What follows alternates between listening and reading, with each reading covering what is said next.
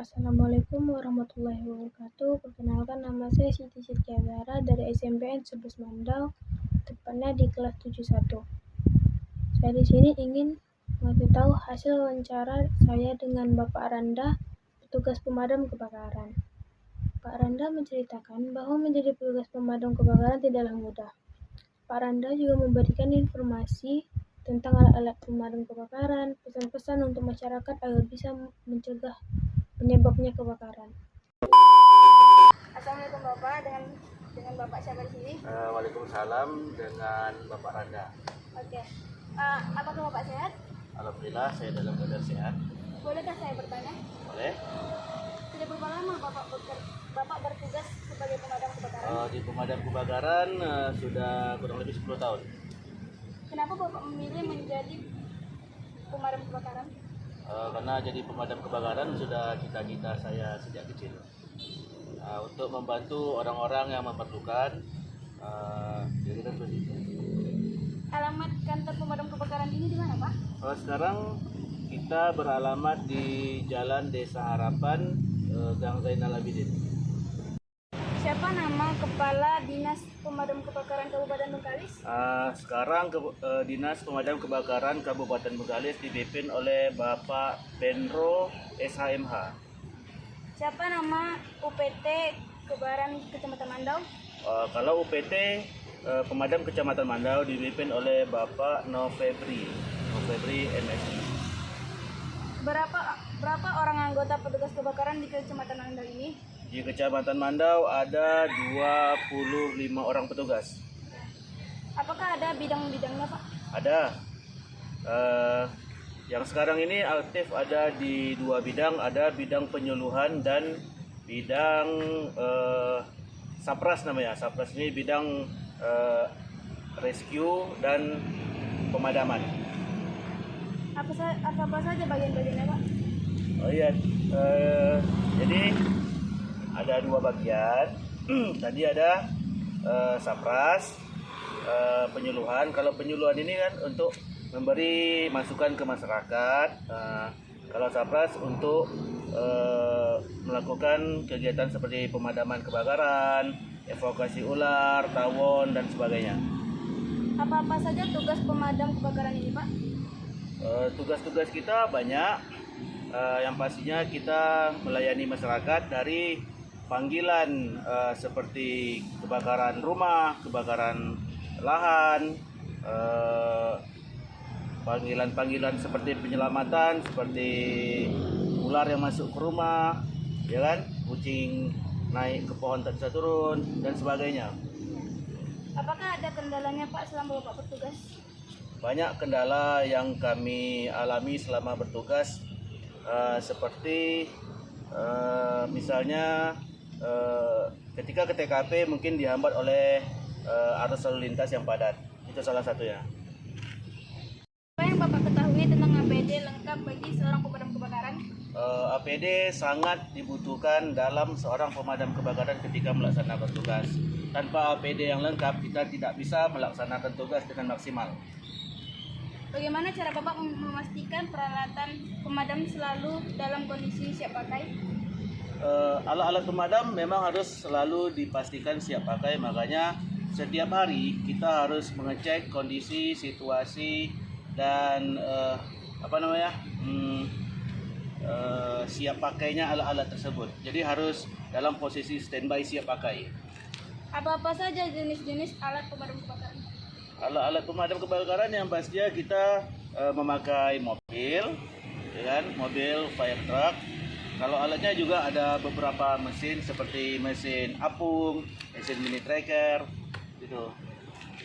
Kapan masing-masing alat pemadam digunakan?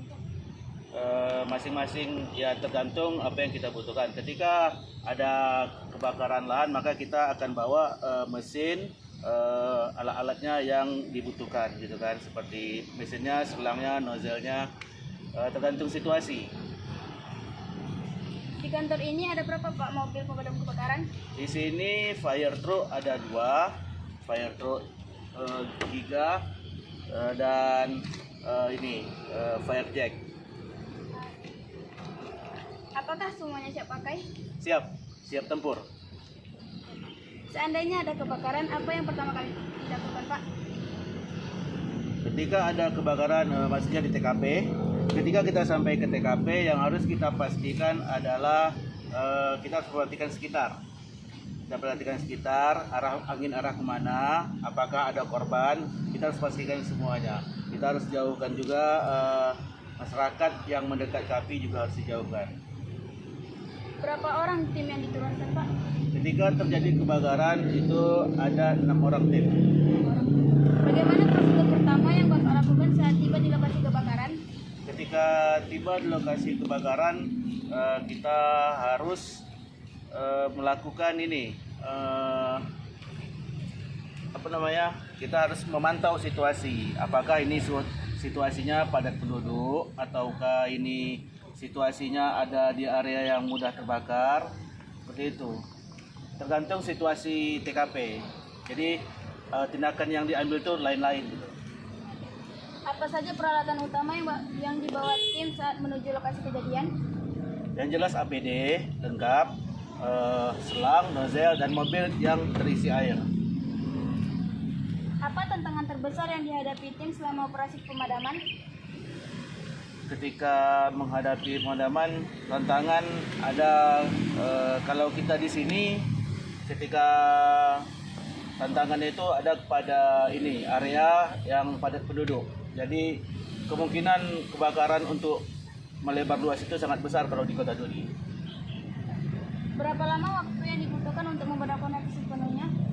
Untuk memadamkan api itu padam api ya. Kalau untuk padam api kita itu harus cepat, sekitar 5 menit harus padam. Kurang lebih 5 menit. Adakah kendala pasokan air selama proses pemadaman? Ya, kalau untuk di sini memang ada kendala. Cuma kita akan sebisa mungkin untuk antisipasi. Bagaimana prosedur evakuasi warga di sekitar lokasi kebakaran, Pak? Untuk evakuasi warga kita nanti juga dibantu sama kawan-kawan. Selain yang 6 orang tadi, ada nanti kawan-kawan yang bertugas untuk evakuasi. Jadi sebelum kita melakukan penyelaman, kita evakuasi dulu. Berapa lama biasanya waktu rata-rata yang dibutuhkan tim untuk bersiap dari saat menerima laporan hingga berangkat ke lokasi? Itu fast response kita 3 menit. 3 menit. 3 menit. Nah, 3 menit kita siap-siap untuk berangkat. Jadi kalau untuk sampai lokasi itu maksimal kita harus sampai 10 menit. Bagaimana bentuk koordinasi antara pihak pemadam kebakaran dengan instansi lain seperti kepolisian, PLN atau tim medis di lapangan? Kalau sekarang berkat ada program 112 dari Ibu Bupati kita, itu lebih mudah diakses karena di situ di dalam program 112 udah ada TNI, Polri, Damkar, PLN, pokoknya semua instansi yang bergabung dalam kepelayanan. Jadi di situ dia. Langkah apa yang harus dilakukan untuk memastikan tidak ada anggota tim yang terjebak dalam situasi berbahaya? Jadi di setiap ada kebakaran diwajibkan ada seorang komandan regu.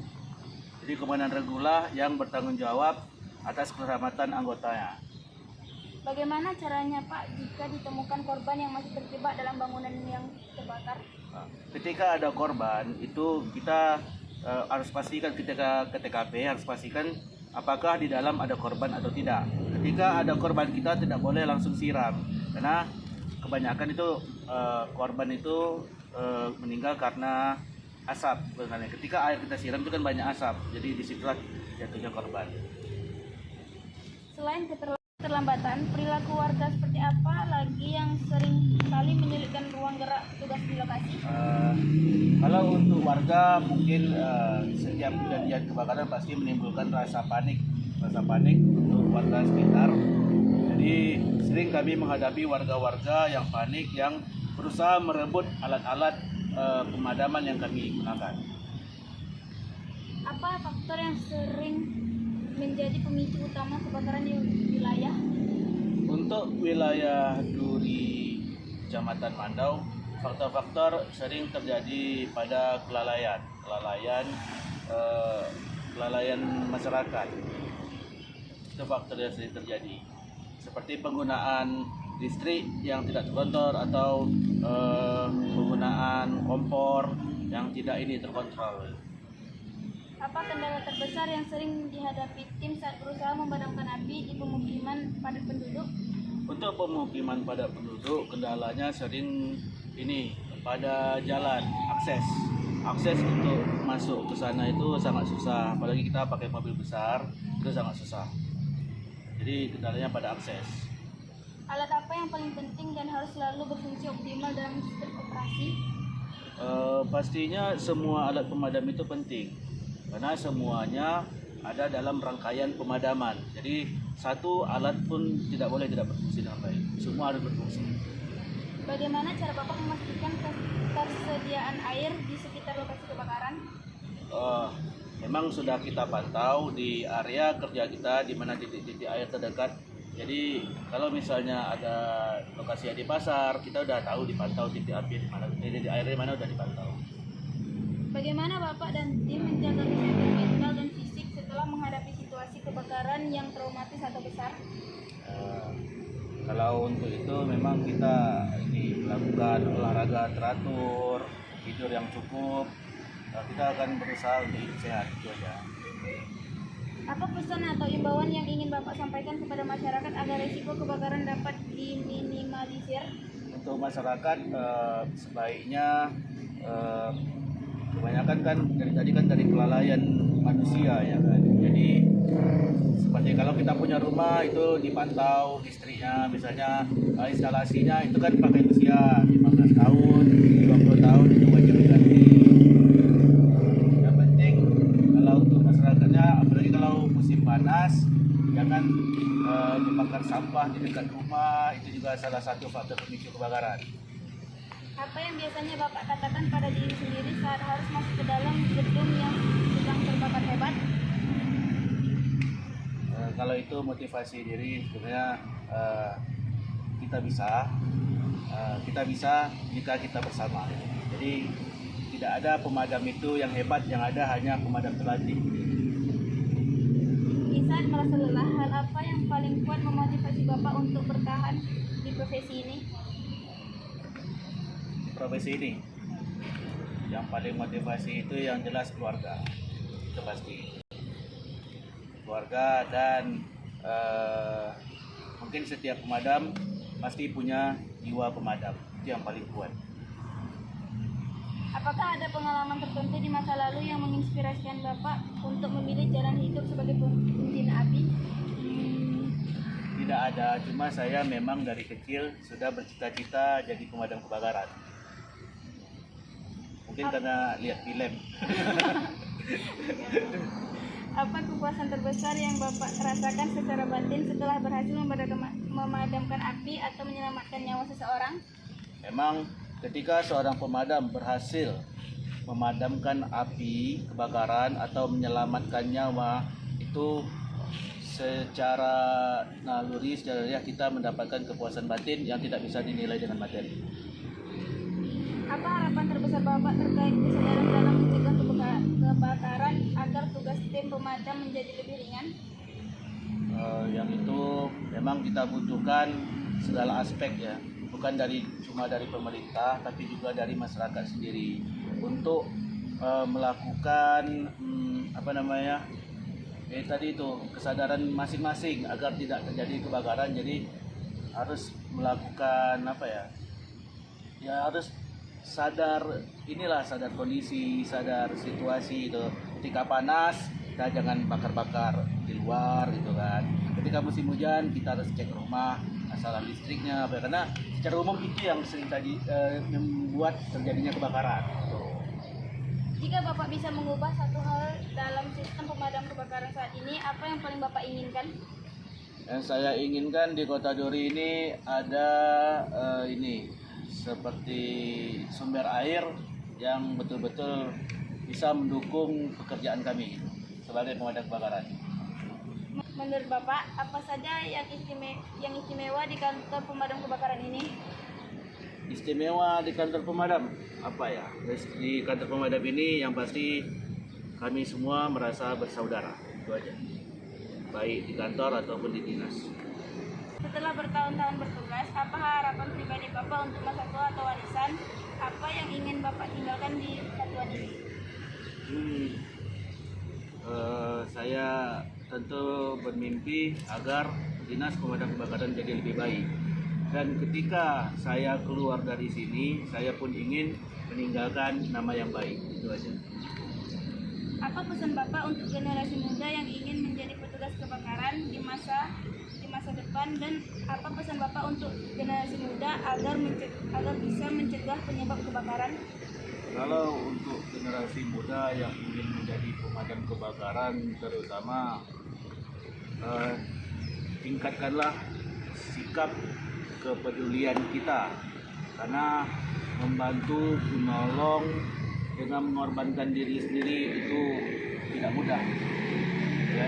Kalau untuk mencegah kebakaran, ya memang kita harus mulai dari diri masing-masing. Sebelum kita memberikan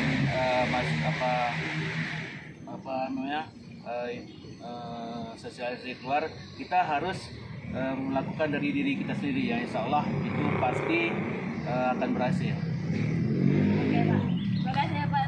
Selesai sudah wawancara sekarang. Terima kasih juga udah meluangkan waktunya untuk saya. Siap. Nah, saya Siti Azara dari SMP 11 Mandau, tepatnya di kelas 71. Izin mohon undur diri.